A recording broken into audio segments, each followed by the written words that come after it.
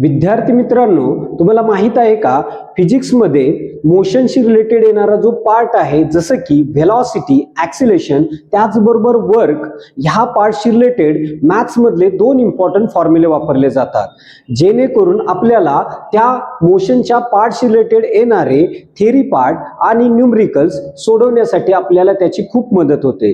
तर विद्यार्थी मित्रांनो, आपण जाणून घेऊया मॅथ्स मधले ते दोन फॉर्म्युले, ज्या दोन फॉर्म्युल्यांचा वापर आपण या मोशनच्या कन्सेप्ट मध्ये करतो। तर विद्यार्थी मित्रांनो, पहिला फॉर्म्युला आहे डेरिव्हेशनचा, derivation of x raise to n dx is equal to n x raise to n minus 1 आणि दुसरा फॉर्म्युला आहे इंटिग्रेशनचा, integration of x raise to n dx is equal to x raise to n plus 1 upon n plus 1।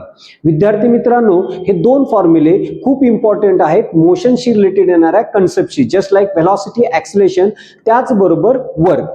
असेच जर विद्यार्थी मित्रांनो तुम्हाला फिजिक्सचे important tips जर हवे असतील तर विद्यार्थी मित्रांनो मला नक्कीच फॉलो करा।